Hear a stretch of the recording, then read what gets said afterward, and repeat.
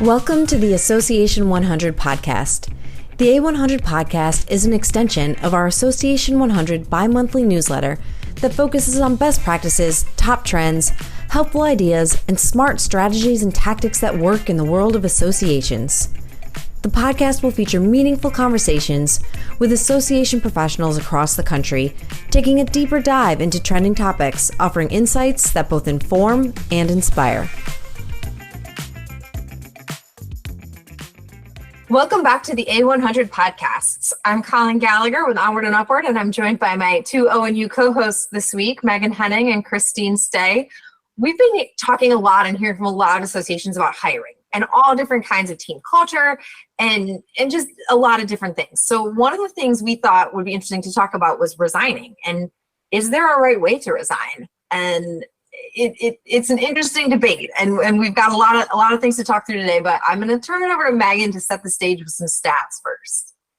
So I found this very hard to believe, some of these statistics. It said that a Gallup poll said the number of people quiet quitting is higher than 50%, which to me is...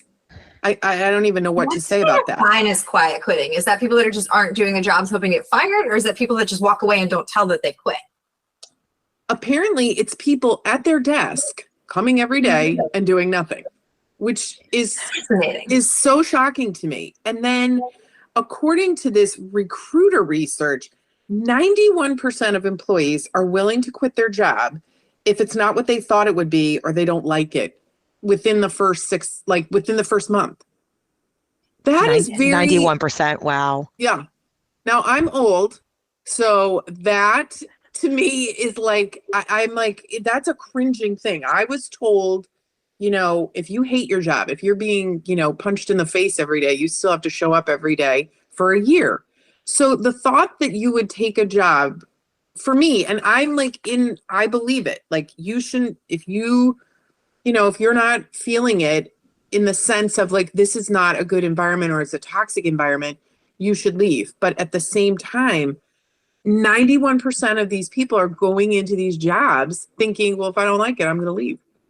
And I would love to know the demographics from that stat, because, we always talk about the generational differences with just work in general that we're seeing, from anything between 65 to 20. So I'm very curious if that number has been growing as more younger people are getting into the workforce.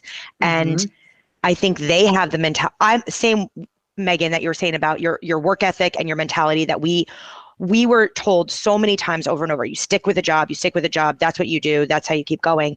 I feel as though these younger generations are there's two sides to it, but they are saying, if I don't like something, if I'm not being treated well, peace out. And you can see the pros and cons, I think, to both sides of that. But I'd love to know the ages of these numbers too. Yeah, that would be good. I mean, and here's the thing: during the Great Resignation, of which I was part of, I'm in favor of this. I'm in favor of the employee being like, you know what?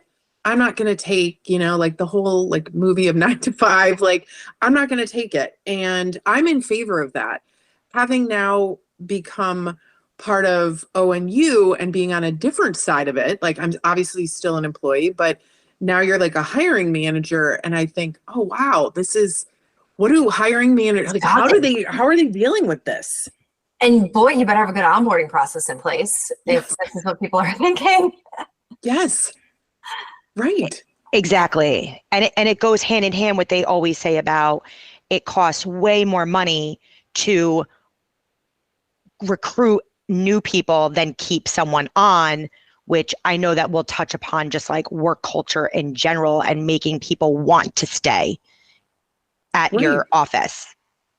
Right. And I mean, Colleen, we've been looking at one of our clients who has been showing all these studies of people where you're like, why aren't you utilizing some of the people that you currently have in your office to do other things, like to take a look at, all the skill set that you currently have.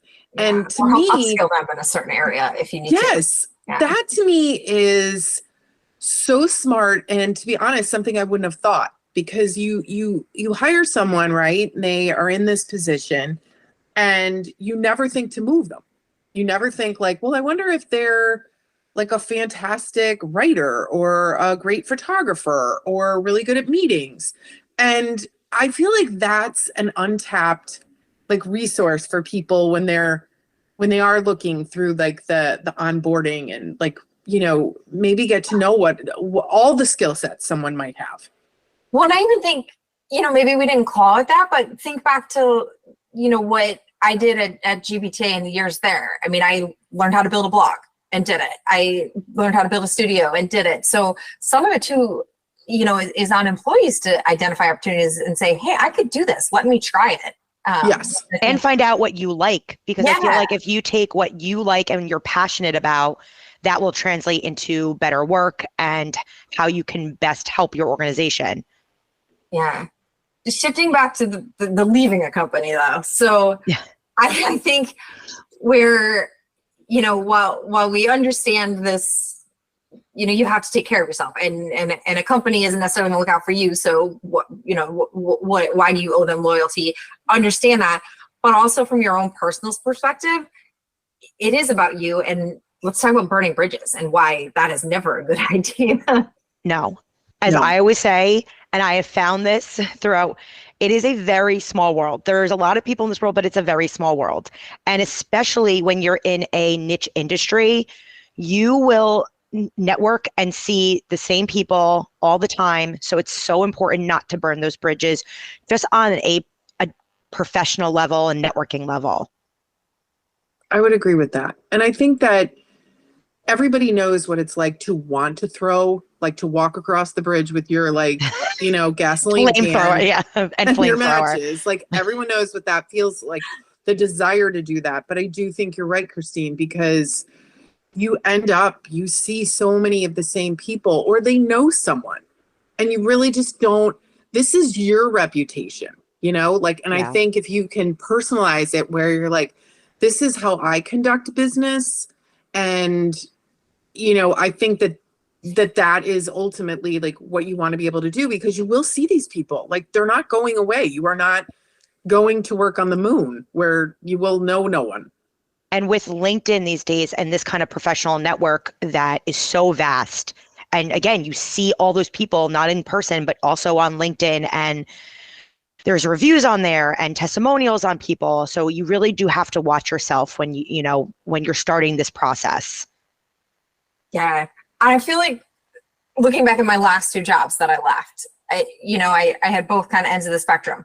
You know, the most recent one, you know, it was just that I wanted to do this on my own. I wanted this opportunity to launch. So there was no ill will. It wasn't a toxic experience. It was a good place from that standpoint. And I gave them a full month's notice. And part of me just wanted to go. Once I made that decision, it was like, oh, I'm ready. I want to go. I would have loved to just run out the door and dive right in. And I was literally leading client calls up onto that last day of my month notice. But I'm so glad I did that in retrospect, because you know, I do have a great relationship with them still. And I think they would be huge advocates for us and our firm, even if we ever needed them to, and if we asked them to. And so from that standpoint, I feel like it was really important that I gave them that time. I put them in a good position. But then looking back further, obviously Megan and I worked in a very toxic situation at the end. And I would have loved to have just gone out on fire. And instead I somehow ended up giving them 6 weeks notice, getting them through their major event. And while, you know, I can see the argument for you're in a toxic situation, get yourself out. I also, while in my mind, it wasn't doing it for them, it was doing it for the people that I did like at that company and that I did care about, and for my future. And I do run into a lot of the good people from there and a lot of the people that I would want to see again. And in that world. And it's part of our business is being involved in that world again. So, you know, while it was painful at the time, and I thought that 6 weeks would never end. And going to that event, I was just on fire angry. But, you know, I gave what I could and did, and I think it did benefit me in the long run. So, I mean, Christine, you said, you never know who you're going to run into again. And it's amazing the amount of people from that experience and from staying for those 6 weeks and being at that last event that I have reconnected with and do have good relationships with now. So it's, yeah. And that's a testament to your work ethic. You can put your head on your pillow and sleep at night knowing I did this to the best of my ability. I helped the people that I care for there. And I think that is really, really important to think about when you are planning on resigning. Definitely. Yeah. Yep. And man, the association world is a small, small world. I mean, when people work in associations, they stay in associations. So you never know who you're going to run into again, or who's going to have to be a reference, or who's going to say, oh, I'm meeting with my best friend before we decide to hire you. That happens to be the person you used to work for. You just don't know. Right. You don't. And I think, like, going back to what you both said, it's about you. It's your reputation. It's not about, even at the end of the day, like what you're giving to them. It's like, this is you, this is who you are. And that is what people will remember. Whether you walk across the bridge with your gasoline can, they'll remember that, because who's not going to remember that? But they also will remember that they knew, like in our situation, Colleen, people were aware that we were unhappy. We were still there. We still gave, you made the joke that we were there on a Saturday one time and you're like, we're the only people who resigned and we're the only people here. So it's like, but that meant something. And I think that, maybe not meant to the higher ups, but it did mean something to the people that we worked with. And that's something to smile about, like that's definitely something to pat your own back, to say like, well, we did it. Like we did work through this.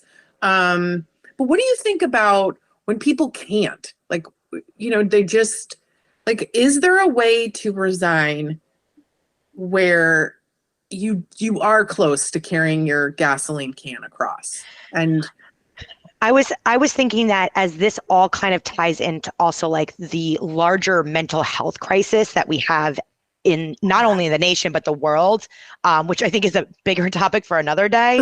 But I think if you get to a point where your mental health, and I have been in that situation where my mental health was at risk, and it led to a breakdown and I could not do it anymore.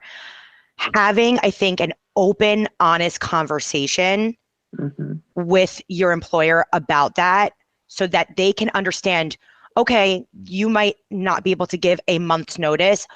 I still am a firm believer if you can give 2 weeks notice, even in that kind of situation, great, that's what you should do. But having that open and honest conversation and saying, this is why I need to leave this immediately, because at the end of the day, work is work and your mental health and your well-being comes first always. Yes, I would agree with all of that. Yeah. And I think that people need to get used to having those types of conversations with their boss, because it's not like you're two versions. Like there's no, if anything, COVID has allowed us to, like, you're in people's homes, like you're doing all of this. You're seeing kids and dogs and husbands and wives and all of that stuff. So I think that there's that whole, a long time ago, those two versions of you. There was the work version of you, and then you went home and nobody saw that version. They blended, and you do need to do that. Sorry, which is actually the basis of Severance. I don't know if you've watched that on Apple TV. No. Amazing. Sorry, I just have to segue. That's exactly what you said. That's what the basis is. So if anybody wants to watch that, it's fantastic. On my list. I have to. Yes, that is on my list. Sorry, go ahead, Megan. Sorry to No, but I think that you maybe, like, before wouldn't feel like you were comfortable to say some of those things, and I'm hoping we're working toward a point where we can say that. Like, I'm burned out. I am tired. I'm mad. I can't focus, or whatever it is. Or if you're having something in your personal life, that you can say that, because the days of us being two people are over. Yeah. And maybe there's a solution to what you're feeling too. Maybe there's like not a full-time job available, or there's some way for you, if it's not the toxic environment situation, but just where you're in a burnout situation, maybe having that conversation could change that and change the way you feel about it. 100%. Instead of just leaving and not knowing and then being in somewhere else where you end up in the same burnout situation again. Yeah. You're so right. Like, that is true. And I think that I will give my own personal experience when I was leaving GBTA. I think for the first time, I feel like I've left GBTA so many different times, but when I left, my daughter was having an issue and I just felt like I couldn't handle both things. And so I told them, like, I'm going to resign. And they were like, okay. And a day later, they were like, could you just write one article for us? And I was like, yes, I would love to write one article. Like, I would like to write 10 articles. And that started an entirely different chapter that lasted for 10 happy years. I mean, really, like, and I would not have thought that. I didn't think that's what they needed. I felt uncomfortable resigning. I kind of felt like a bad employee for leaving and not being able to juggle what was happening in my life. And ultimately, it was like the best thing that ever happened to me, because it led obviously to here. I don't know if it would have led that here.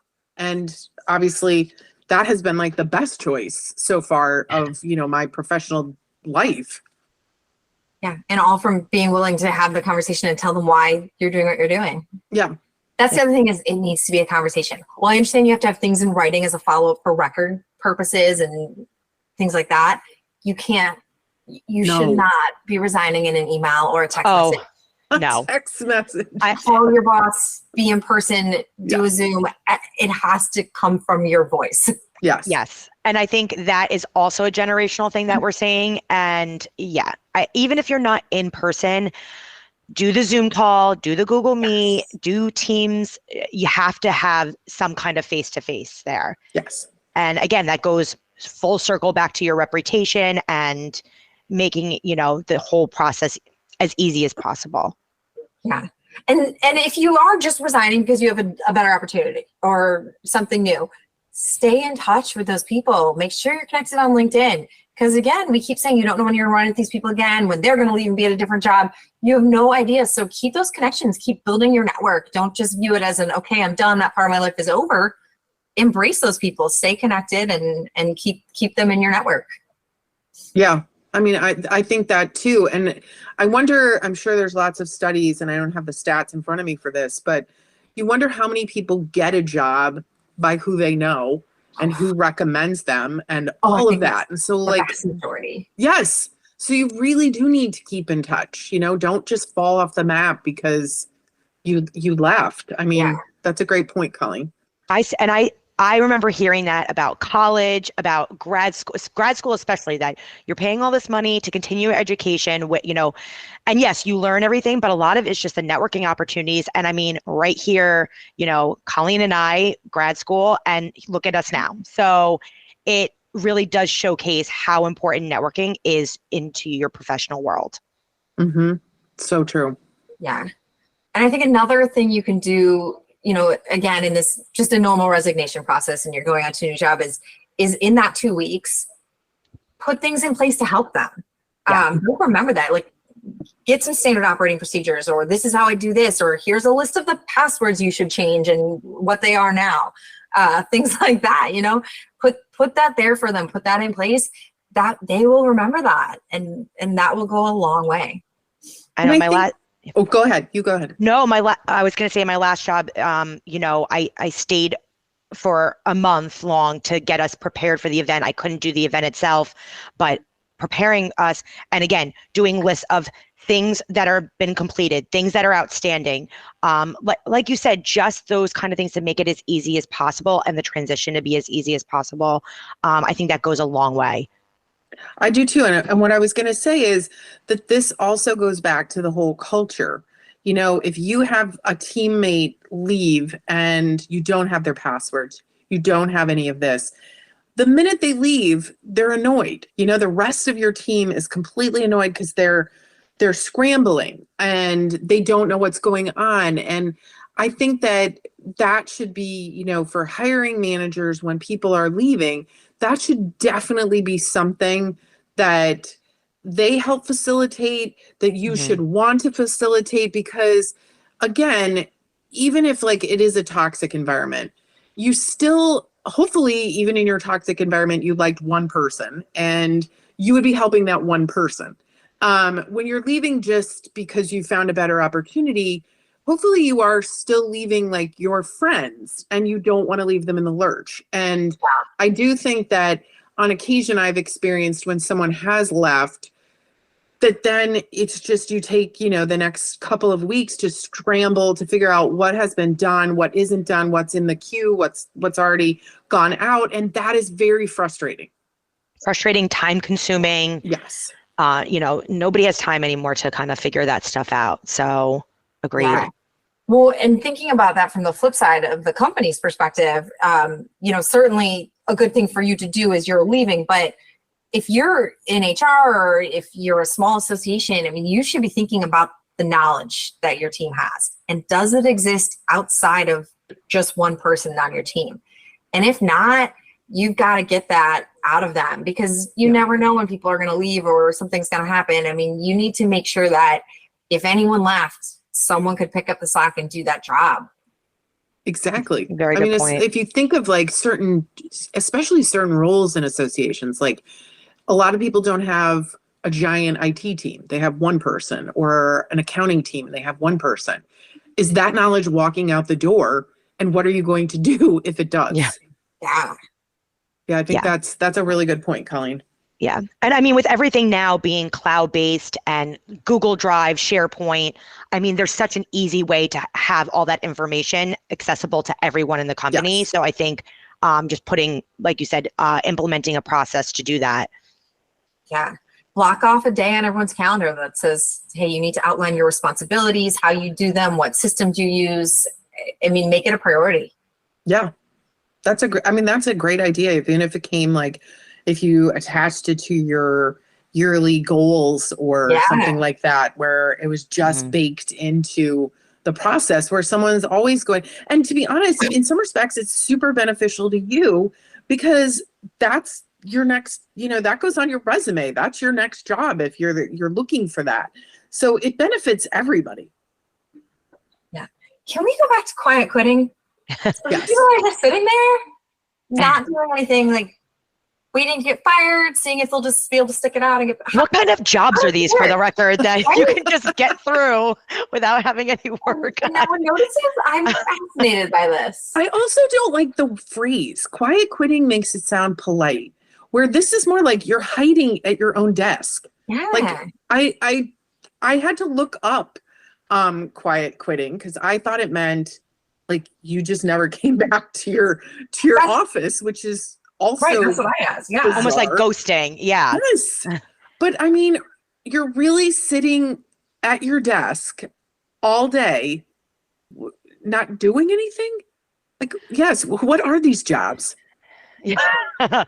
I know. And, that goes hand in hand with that open communication that we were talking about, that obviously if you're doing that, you're in a very unhappy situation. It might not even be a toxic, but you're obviously unhappy. So there really needs to be a larger conversation at hand regarding that.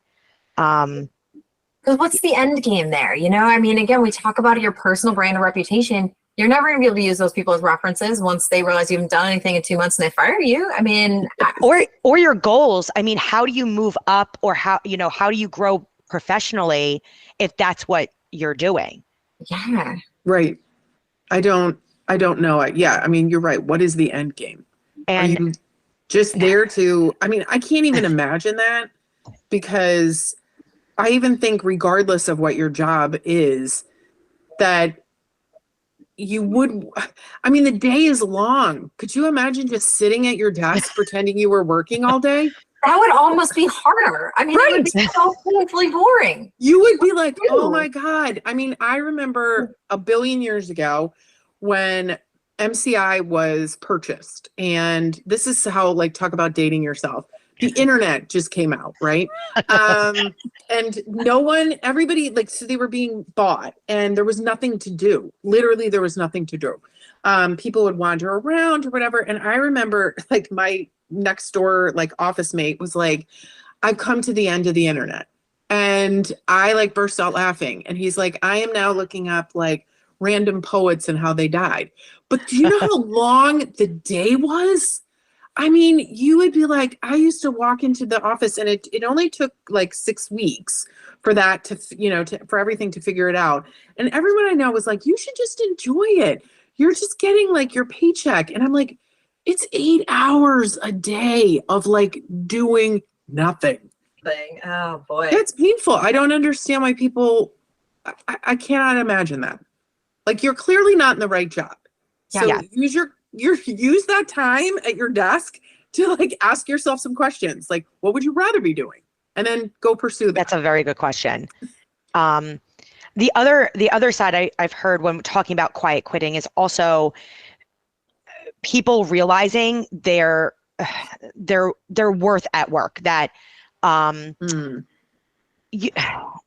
on the other hand, some of these people are saying, this is what I'm doing. I'm not going above and beyond because I don't like our culture, or I don't, I'm not treated well here. So on the other hand, it's people saying, I'm just doing what I need to do to get by because I hate everything else. And again, I think that goes along with the a larger conversation that needs to be had where I'm not happy here. Yeah. And I think that you like managers, I guess like the thought would be that managers need to be on the lookout for that, that you,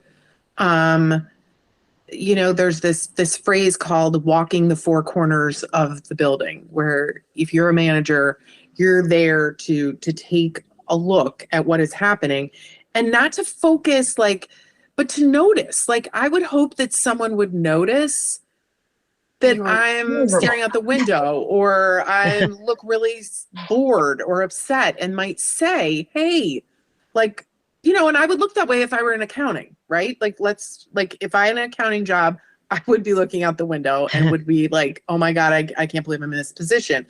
But I would hope that someone might say well, you might be better at blank. And again, facilitating that, what they should be be on the lookout for, I guess. Yeah. And that becomes harder in a remote world. That is so true. Very true. And I think my God, I hadn't even thought of that. And I think, that goes in hand with the managers, and proper management and making sure that, that what we always talked about is that culture, and making sure that culture is good as well, so that you feel seen, you feel heard. Whether it's like a weekly one-on-one that you can have, so you can, this is what I'm doing this week. I mean, obviously in those cases, I don't think anybody is, figuring this out with other people. Right. Yeah. It's interesting. That's for sure. I would love to get the perspective of someone that is doing this so-called quiet quitting. One, what are you doing all day? 2, how do you feel about it? I don't know. I'm just very curious. Mm-hmm. Or what is their environment like? I would love to know what. Yes. Yeah. Yeah. Maybe somebody listening will write in and say, you can write in anonymously. You can write anonymously and say, the reason I can't, I don't feel motivated is blank. Yeah. Well, certainly for our associations out there, there's a lot to be thinking about when it comes to your team culture and hiring and whatnot. But from the personal perspective of giving that resignation, I think, we're all pretty much in alignment on just keep it in mind from the perspective of your personal reputation and brand, and make decisions from that lens before doing anything you might end up regretting. Right. Agreed. Awesome. Well, I'll be really interested to hear what our listeners think this week. So please leave us some comments. You can always email us too if you don't want to leave them publicly. It's info@onwardupward.com. And thanks for tuning in. We'll be back again in a couple weeks with another episode of the A100. And that's a wrap on today's episode. Thanks for listening to the Association 100 podcast, brought to you by the A100 publishing team, powered by Onward and Upward Marketing and Communications. You can subscribe to the Association 100 podcast on Spotify, Apple Podcasts, Google Podcasts, and all of your favorite podcast listening apps so you'll never miss out. Or listen via our website at theassociation100.com. Follow us on Twitter at Association100 That's Association 100 for all the latest insights and trends impacting the world of associations. Thanks for tuning in.